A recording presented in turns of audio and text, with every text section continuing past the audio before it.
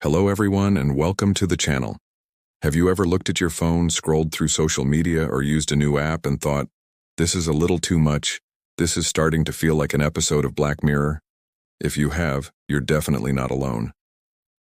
This show has become the go-to comparison for any technology that feels even slightly unsettling or dystopian. But have you ever wondered where this brilliant, terrifying, and thought-provoking series came from? Who is the mastermind behind it? And how did they create a show that so perfectly captures our modern anxieties? Well, today we're diving deep into the fascinating origin story of Black Mirror. The story of Black Mirror begins with one man, Charlie Brooker. Before he became known for predicting our bleak technological future, Brooker was a well-known writer, comedian, and broadcaster in the UK. He was famous for his sharp, cynical, and incredibly funny commentary on media, politics, and modern culture.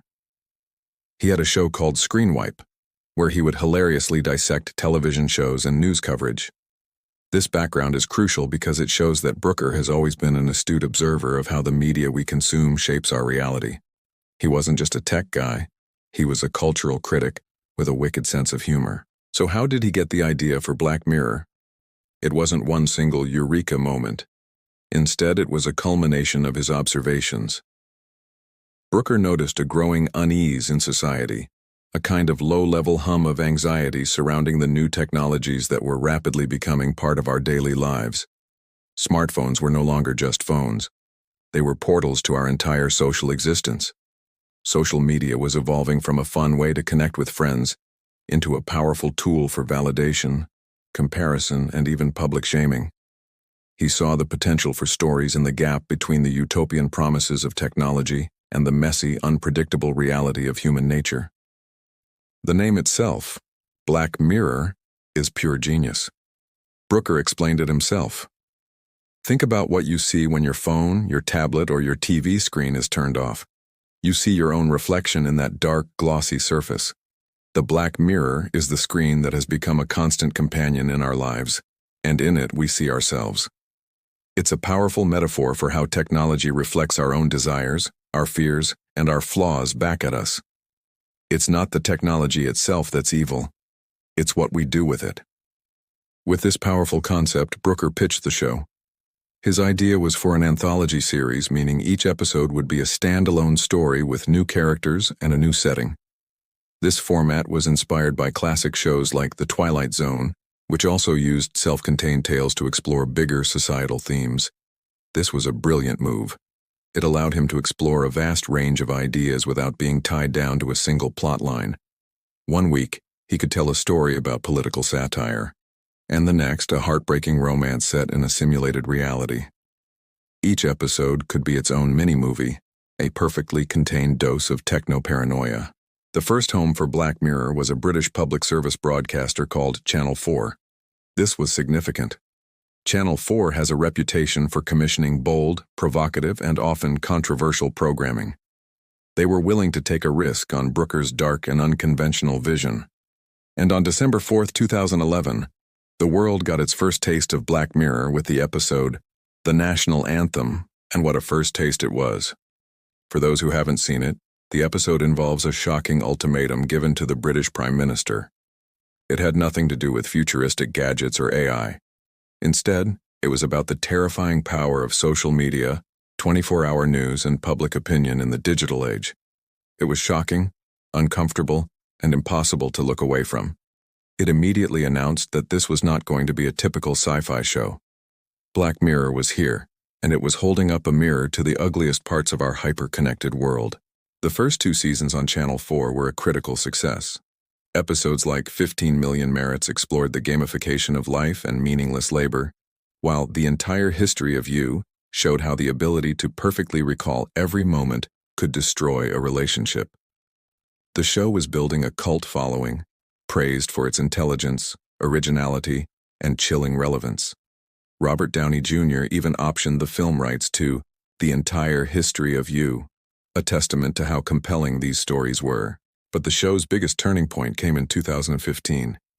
This is when the global streaming giant Netflix stepped in. They saw the massive international potential of Black Mirror and acquired the rights to the show. This move was a game changer. Suddenly, Black Mirror went from being a critically acclaimed British gem to a global phenomenon. With Netflix's bigger budget and worldwide distribution, the scale of the show exploded. The production values went up, and they were able to attract major Hollywood talent, both in front of and behind the camera. Directors like Joe Wright and Jodie Foster signed on, and actors like Bryce Dallas Howard, John Hamm, and Anthony Mackie starred in episodes. This new era gave us some of the show's most iconic and widely discussed episodes. Think of San Junipero, the Emmy-winning masterpiece that offered a surprisingly hopeful and beautiful take on virtual reality and life after death. It proved that Black Mirror wasn't just about doom and gloom. It could also tell profoundly human and moving stories. Then there was Nosedive, a pastel-colored nightmare about a society obsessed with social ratings, which felt frighteningly close to our own world of likes and shares.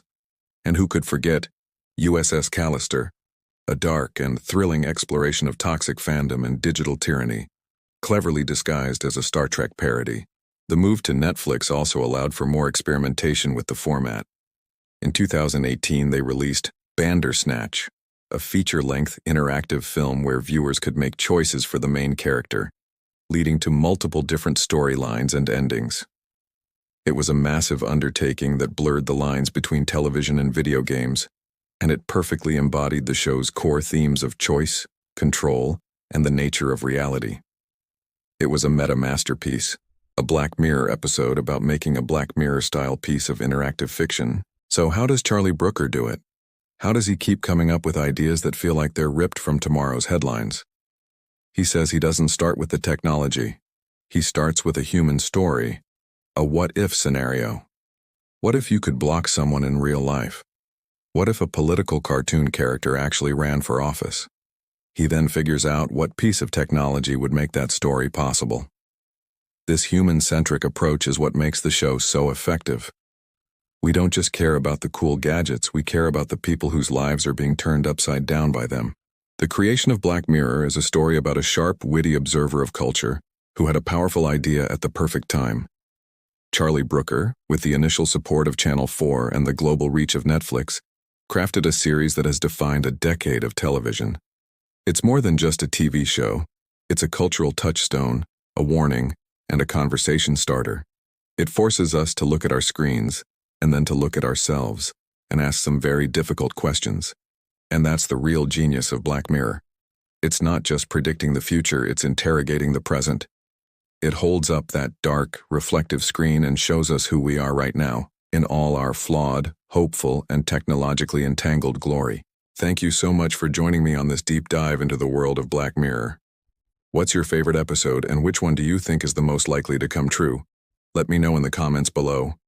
And if you enjoyed this video, please don't forget to like, share, and subscribe for more content. See you next time.